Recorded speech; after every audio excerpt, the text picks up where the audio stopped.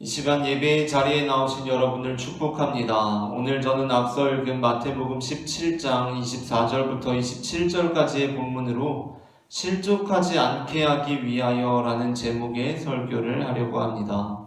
전해지는 말씀 가운데 하나님의 은혜가 있기를 바랍니다. 오늘 본문은 사복음서 중에 마태복음에만 기록되어 있는 것으로 예수님께서 성전세를 내신 내용을 담고 있습니다.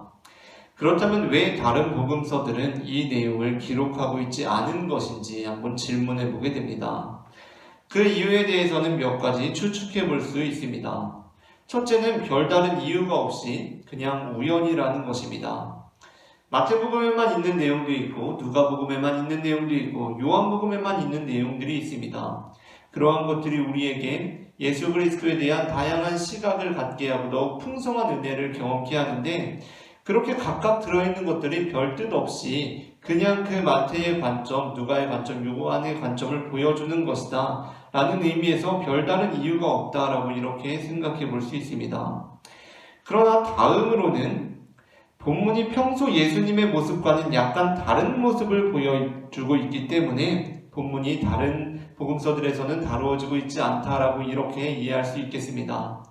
아무래도 모든 복음서에 들어간 내용보다도 특정한 복음서들에는 나오지 않는 본문들은 나름대로의 이유가 있지 않겠습니까? 그 복음서 기자들이 그것을 기록하는 데 주저하게 되었다는 것인데, 그 이유가 무엇인가? 예수님의 평소 모습과는 약간 다른 모습을 보여주고 있기 때문일 수 있습니다. 예수님께서는 어떠한 분이십니까? 항상 자신의 말과 삶이, 생각과 행동이 일치하시는 분이셨습니다. 그렇기 때문에 예수님은 권위 있는 분이셨습니다. 그러나 오늘 본문에서의 예수님은 그렇지 않습니다. 예수님께서는 지금 어떠한 생각을 하고 계시냐면 성전세를 내지 않아도 된다고 생각하십니다. 예수님께서는 아들들은 성전세를 낼 필요가 없다라고 믿고 계십니다. 그러나 어떻게 하고 계십니까? 그 생각과는 다르게 행동하고 계십니다. 생각과는 다르게 나는 이렇게 생각하고 있지만 성전세를 내겠다라고 이러한 태도를 취하고 계십니다. 이러한 내용이 항상 일관된 예수님의 태도, 항상 말과 삶이, 생각과 실천이 일관되던 예수님의 태도와 결을 달리하고 있기 때문에 다른 복음서들에서는 이 내용을 생략하고 있다라고 이렇게 생각할 수도 있을 것입니다.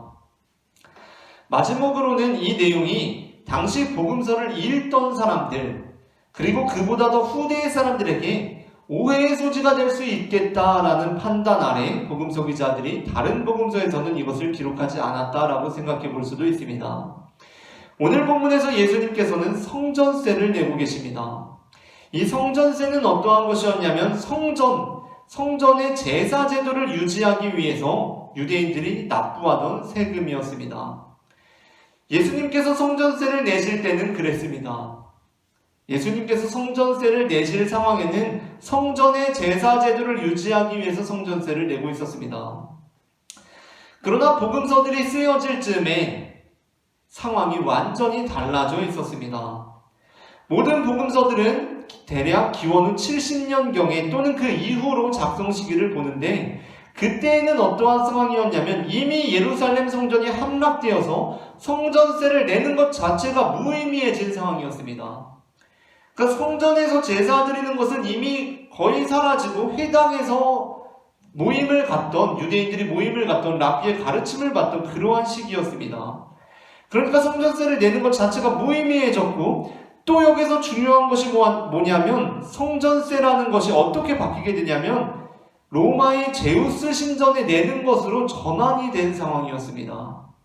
그러니까 이름은 같이 똑같은 성전세인데 예수님께서는 지금 무엇을 하고 계십니까? 예루살렘 성전에 성전세를 내고 계신데 읽는 독자들은 어떻게 오해할 소지가 있습니까? 지금 성전세는 제우스 신전에 내는 성전세라고 바뀐 상황이기 때문에 오해할 소지가 있다는 것입니다.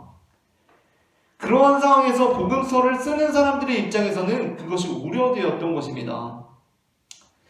자고로 텍스트라는 것은 컨텍스트를 초월하는 법입니다. 무슨 얘기냐면 글이라는 것, 텍스트라는 것은 쓰여지는 순간에 쓰여지게 된 상황으로부터 독립적인 힘을 발휘하게 된다는 것입니다. 다소 우스꽝스러운 예지만 이러한 상황을 한번 생각해 볼 수 있겠습니다. 오래전에 돌아가신 아버지 일기장에서 아들이 하나의 메모를 발견했습니다.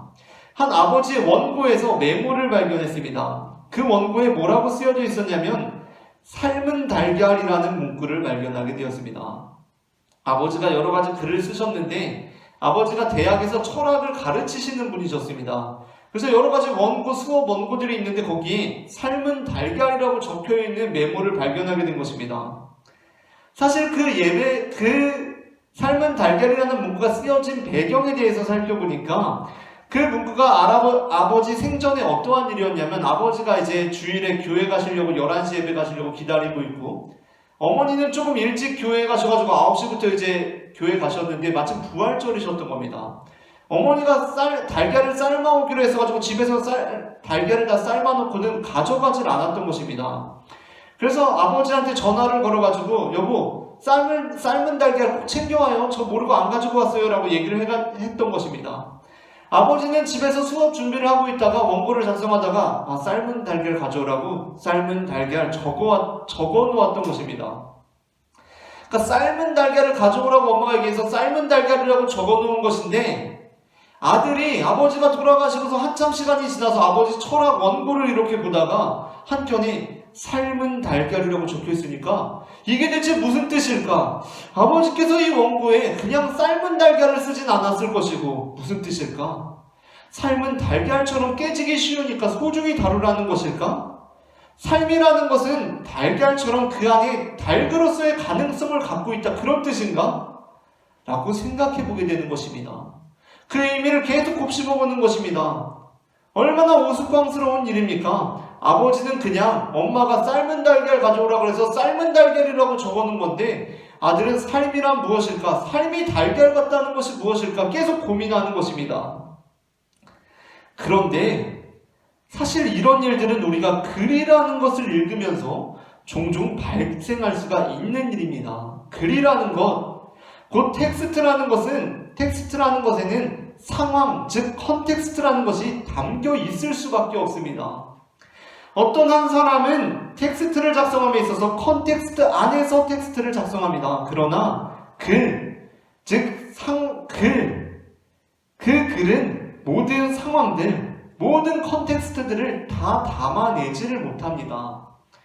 그래서 어떠한 상황들이 발생합니까? 우리가 사실 통화로 얘기하는 것보다 직접 만나서 얘기하는 거나 통화로 얘기하는 것보다도 문자 텍스트를 작성해서 소통을 하다 보면 많은 오해들이 발생합니다. 그냥 나는 좋아서 기분이 참 좋아요 라고 작성해서 보내도 다른 사람이 이게 진짜 기분이 좋다는 건지 이게 그냥 어떤 의미로 얘기하는 건지 오해하게 될 때가 너무나 많이 있다는 것입니다. 텍스트라는 것은 모든 상황을 다 담아내지 못합니다.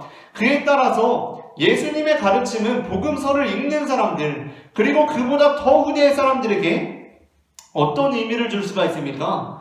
마치 예수님께서 제우스 신전에 내는 성전세를 내셨고 그것을 내는 것을 독려하는 것으로 오해될 수 있겠다라고 감지하였다는 것입니다.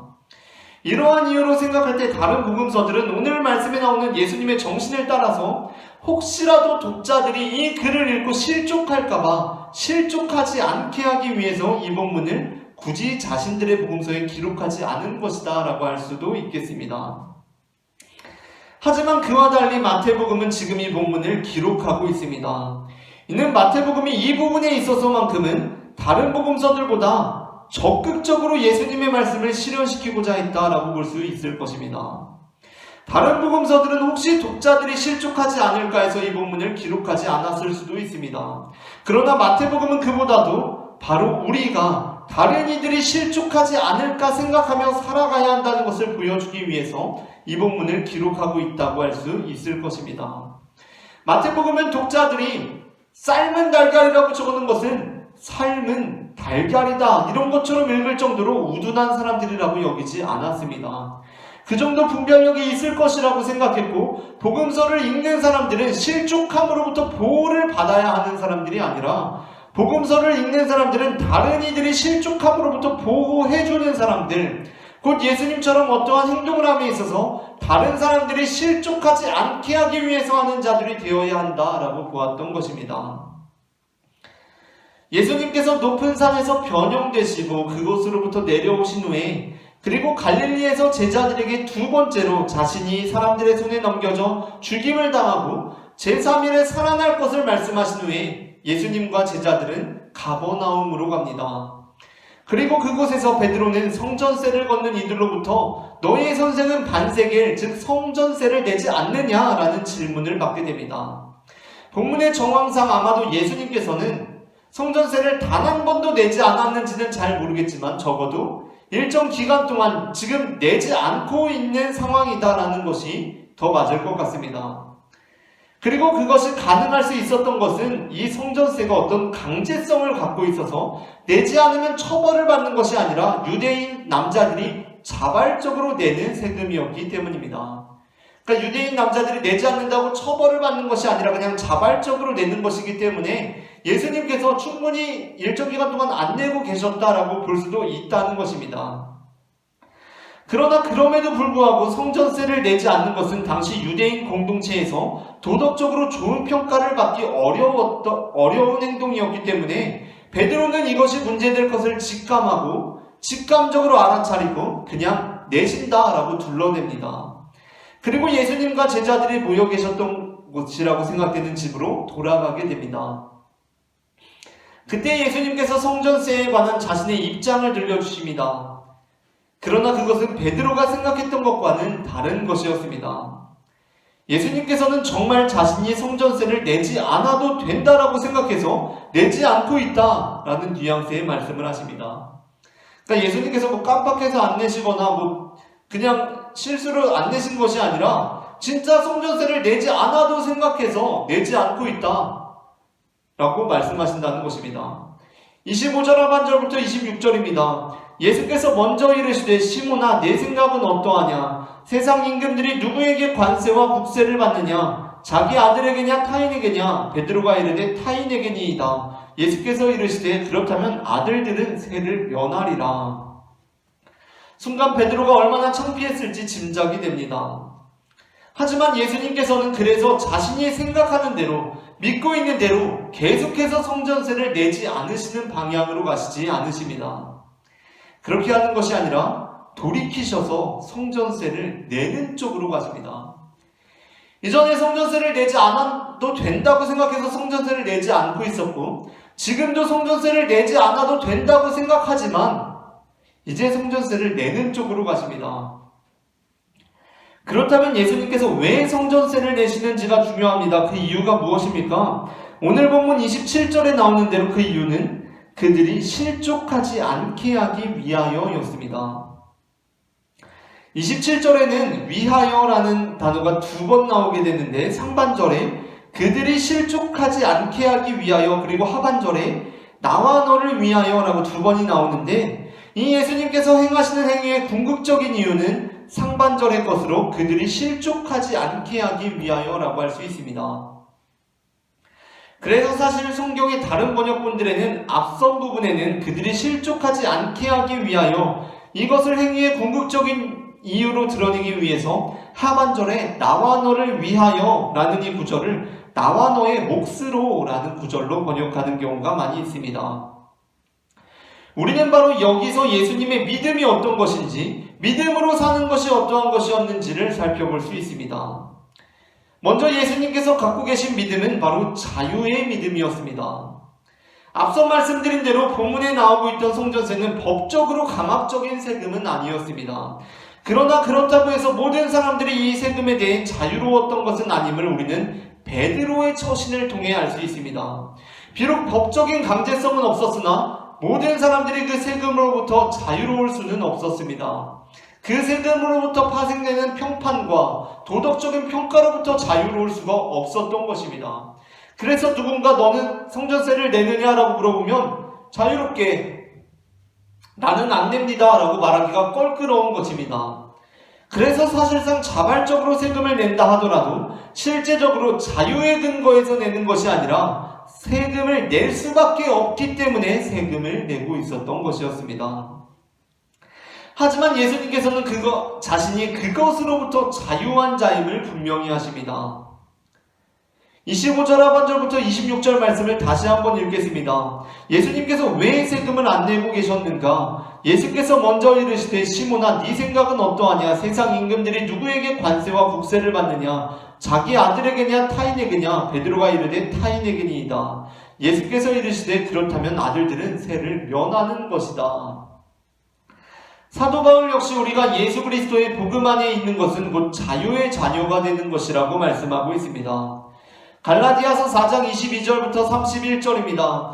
기록된 바 아브라함에게 두 아들이 있으니 하나는 여종에게서 하나는 자유 있는 여자에게서 났다 하였으며 이것은 비유니 이 여자들은 두 언약이라. 하나는 시내 산으로부터 종을 낳은 자니 곧 하갈이라. 이 하갈은 아라비아에 있는 시내 산으로서 지금 있는 예루살렘과 같은 곳이니 그가 그 자녀들과 더불어 종노릇하고 오직 위에 있는 예루살렘은 자유자니 곧 우리 어머니라. 형제들아 너희는 이삭과 같이 약속의 자녀라. 우리는 여종의 자녀가 아니요 자유 있는 여자의 자녀니라. 아멘. 신앙생활을 하다 보면 간혹 교회에 다니지 않는 사람들로부터 왜 그렇게 자유롭지 못한 삶을 사느냐라는 말을 들을 때가 있습니다. 그러나 역설적이게도 기독교 교리는 우리가 그리스도인이 된다는 것은 자유로운 삶을 사는 것이라고 선언하고 있습니다. 우리가 그리스도인이 된다는 것은 자유로운 삶을 사는 것이라고 선언합니다. 그 내용이 무엇입니까? 기독교 교리는 원죄와 관련하여 자유의지와 자유의지의 상실을 말씀합니다.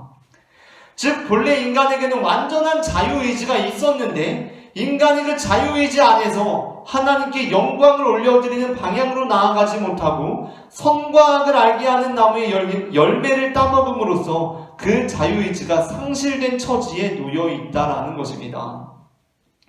그러므로 기독교 교리는 믿음 없는 삶이라는 것은 실상 자신은 자유롭다고 느낄지라도 전혀 자유롭지 못한 현실에 대한 착각일 뿐이라고 말합니다.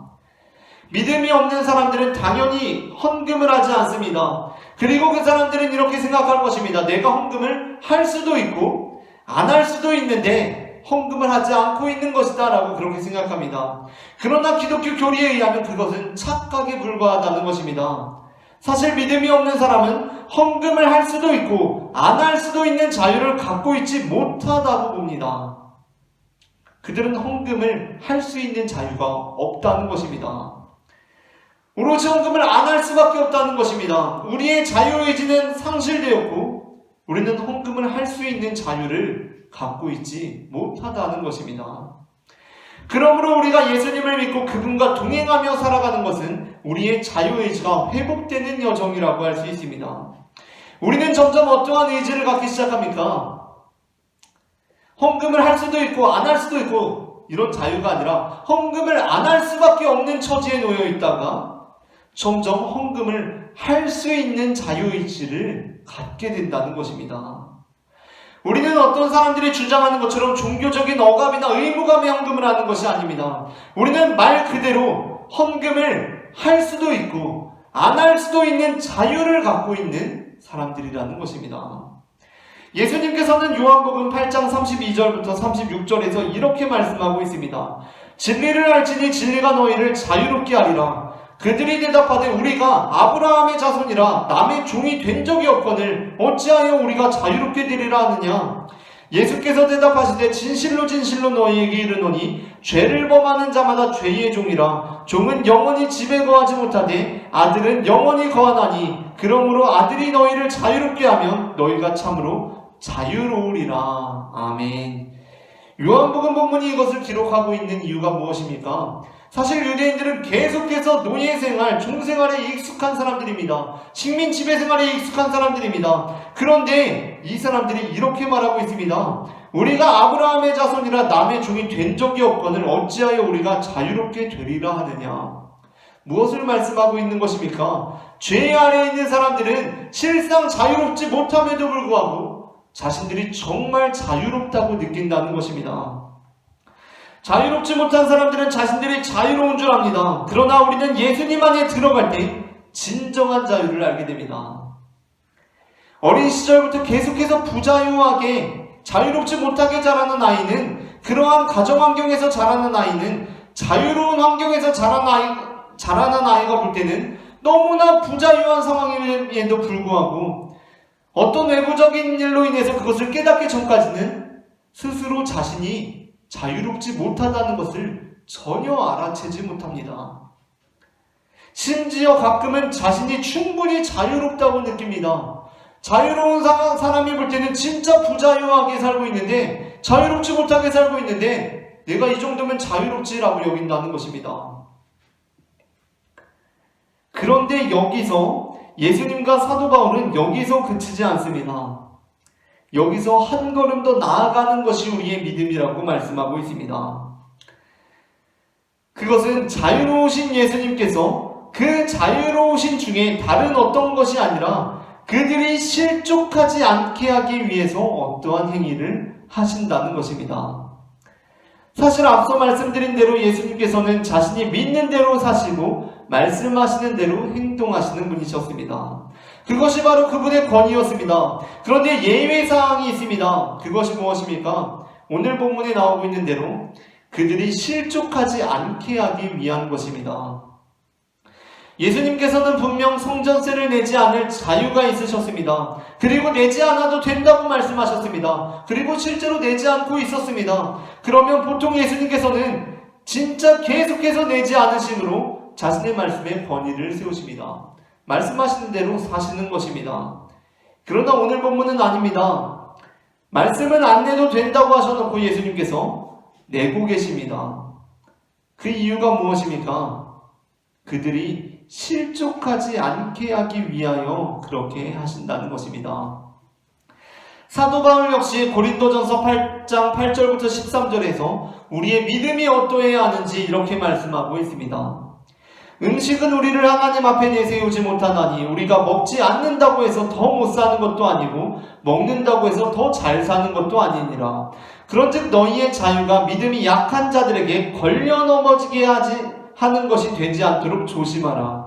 지식 있는 내가 우상의 집에 앉아 먹는 것을 누구든지 보면 그 믿음이 약한 자들의 양심이 담력을 얻어 우상의 재물을 먹게 되지 않겠느냐. 그러면 내 지식으로 그 믿음이 약한 자가 멸망하나니 그는 그리스도께서 위하여 죽으신 형제라.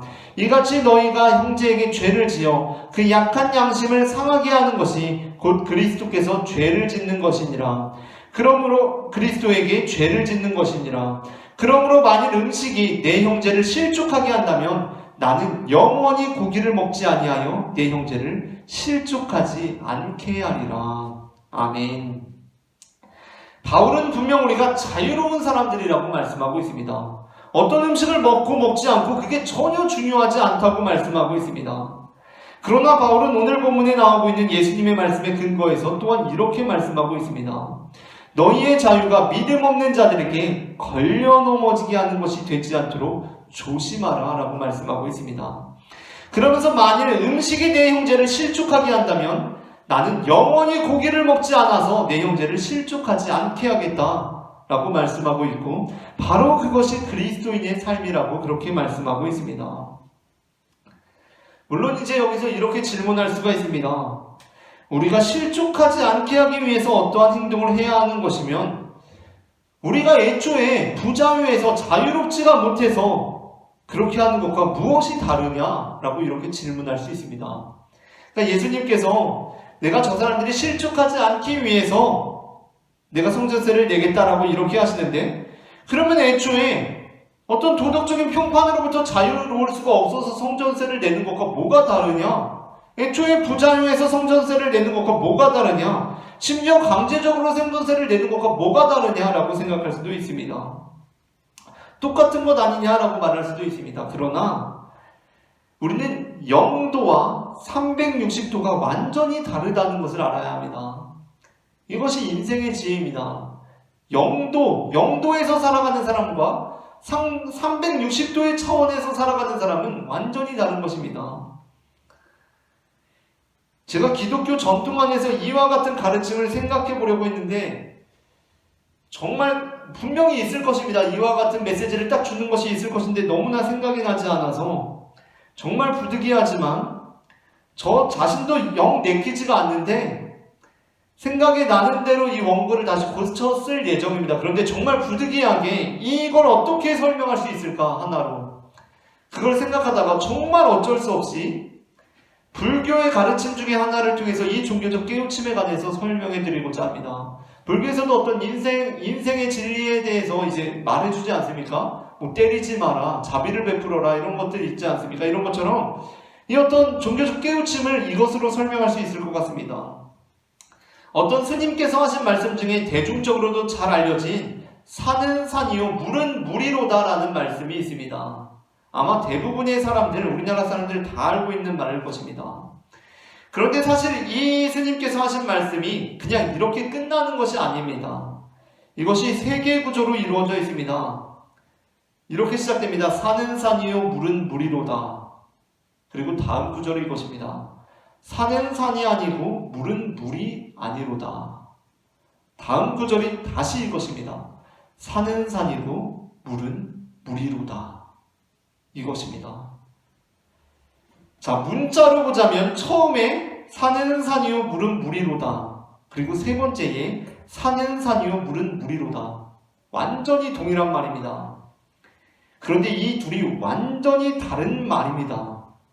인생에 대해서 아직 적은 것밖에 알지 못하는 사람들이 이게 완전히 똑같은 말이지만 인생의 신비 진리를 깨달은 사람은 이것이 완전히 다른 말이라는 것을 알게 됩니다. 왜 그렇습니까?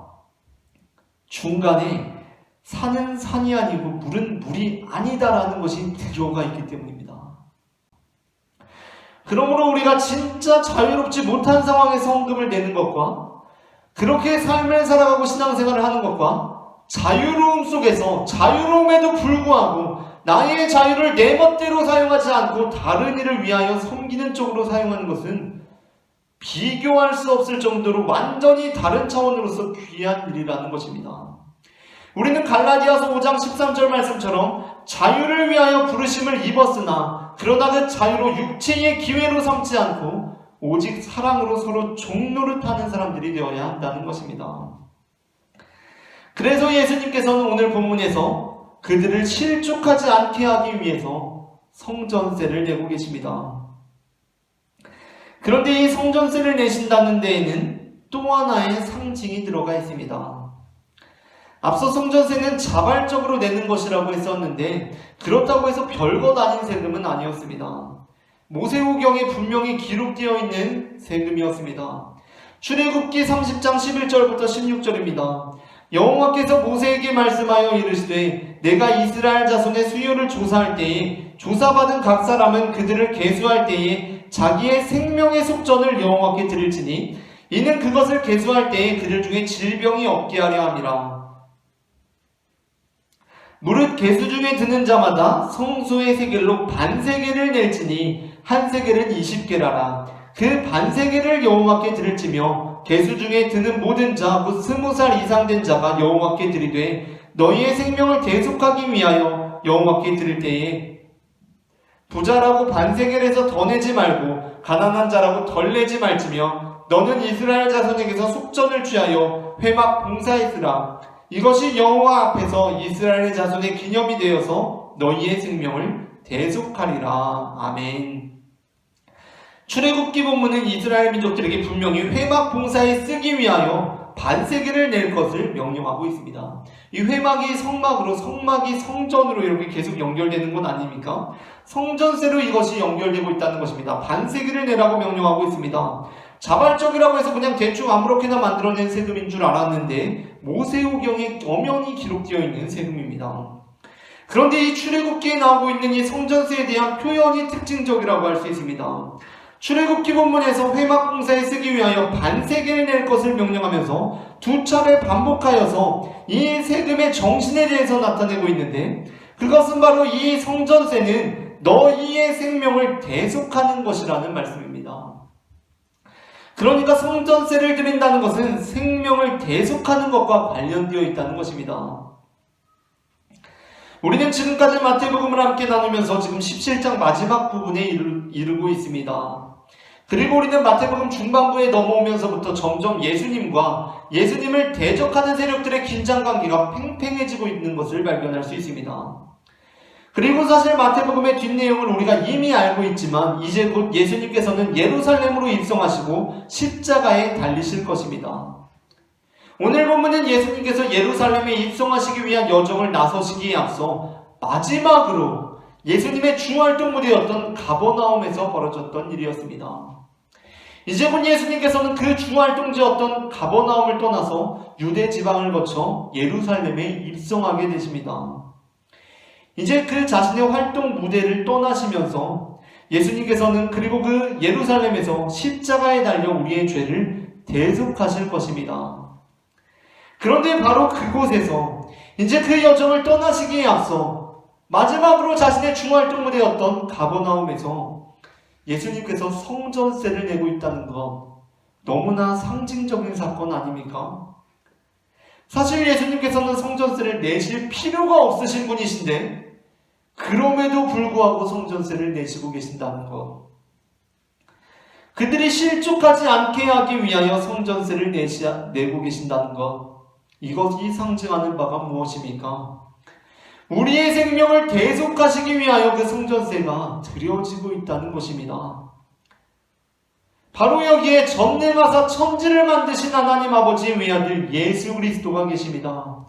그는 참으로 하나님 아버지의 외아들로 어떠한 세금도 지불할 필요가 없는 분이셨으며 완전히 자유로운 분이셨습니다. 그런데 그분께서 낮고 낮은 이 땅에 오셔서 이제 고난의 길을 가시기 시작하십니다. 고초를 당하시고 버림을 받으시고 십자가에 달려 죽으십니다. 아니, 지금 왜 그렇게 하시는 것입니까? 예수님께서 성전세를 지불하시면 전혀 그렇게 하실 필요가 없으신 분이신데 우리의 생명을 대속하기 위함이라는 것을 나타내고 있다는 것입니다. 이 시간 우리가 그 사랑을 깨닫게 되기를 소망합니다. 이처럼 하나님께서는 참으로 자유로우신 분임에도 불구하고 그 자유를 자신을 위해 사용하시는 것이 아니라 우리를 위하여, 우리를 대속하시기 위하여 사용하시는 분임을 저는 마태복음 17장 24절부터 27절 말씀을 근거로 고백합니다. 오늘 전해진 말씀 가운데 하나님의 은혜가 임했기를 바랍니다.